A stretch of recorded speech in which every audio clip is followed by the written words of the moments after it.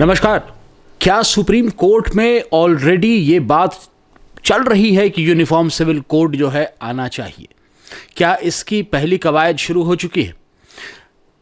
4 दशक से ऊपर हो चुके जहां पर कि सुप्रीम कोर्ट ने एक लीगल माइलस्टोन बनाया था प्रोटेक्शन के लिए, ख़ास तौर पे राइट्स ऑफ मुस्लिम वुमेन। और उस समय जो है इस बारे में भी कहा था कि एक यूनिफॉर्म सिविल कोड ज़रूरी है, जिससे कि हिंदुस्तान का कोई भी जो रहने वाला है वो गलत तरीके से ट्रीट न किया जाए। और ये आपको याद होगा शाहबानो का केस था। और अभी पिछले सप्ताह जो है एक टॉप कोर्ट ने एक जवाब मांगा है सेंट्रल गवर्नमेंट से, और उसके बाद ये पूछा है कि क्यों ना जो इनहेरिटेंस का और सक्सेशन का जो लॉ है उसमें रिलीजन को हटा दिया जाए और उसे रिलीजन से फ्री कर दिया जाए। सुप्रीम कोर्ट लॉयर और भारतीय जनता पार्टी के मेंबर जो हैं अश्विनी उपाध्याय, उन्होंने इस तरह की 5 पिटिशन्स दाखिल करवाई हैं सुप्रीम कोर्ट के अंदर। और ये कहा जा सकता है कि ये यूनिफॉर्म सिविल कोड का मेरे ख्याल से आगाज़ इस मुल्क में यही होगा, क्योंकि चीज़ क्या है कि एक बार में यूनिफॉर्म सिविल कोड लाना मुमकिन नहीं है।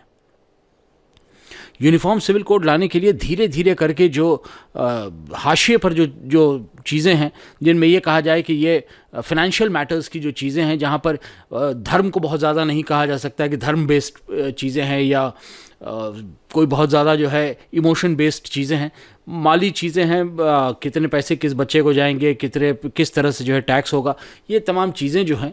उसके बाद आएगा मैरिज, डिवोर्स, एडॉप्शन, इनहेरिटेंस, इन तमाम चीज़ों को लेकर के उसमें क्या कहा जाएगा कि पूरे जो देश के लोग हैं उनको एक जैसा होना चाहिए, एक जैसी सबकी ट्रीटमेंट होनी चाहिए। उसके बाद अलग अलग लॉज जो हैं, जो कि अलग अलग मज़हब के लोगों के लिए के ऊपर लागू होते हैं, उन्हें ख़त्म करके धीरे धीरे यूनिफॉर्म सिविल कोड लाया जाएगा। हालांकि जो तरीक़ा मोदी गवर्नमेंट का है उसमें यह समझा जा सकता है कि रिपील किसी लॉ को नहीं किया जाएगा, उनके क्लॉजेस को या तो ऐसे तब्दील कर दिया जाएगा कि समझ में ना आए। तो Hindu marriage act, Hindu succession act, Indian Christian marriage act, Indian divorce act, Parsi marriage and divorce act, ये तमाम चीज़ें ख़त्म हो गई हैं, अब ये कहीं नहीं है। लेकिन मुस्लिम पर्सनल लॉ अभी भी कोडिफाइड है, इसीलिए सारे जितने बाकी माइनॉरिटी के लोग हैं उन्हें इससे कोई फ़र्क नहीं पड़ता। इस मामले में सिख खड़े हो जाएं या पारसी खड़े हो जाएं या जैन खड़े हो जाएं, ये या क्रिश्चियन खड़े हो जाएं, ये मुमकिन नहीं होगा, क्योंकि उन सबों के नियम ऑलरेडी ध्वस्त किए जा चुके हैं। सिर्फ एक मुस्लिम समाज अलग खड़ा हुआ है जिसमें अपने नियम हैं।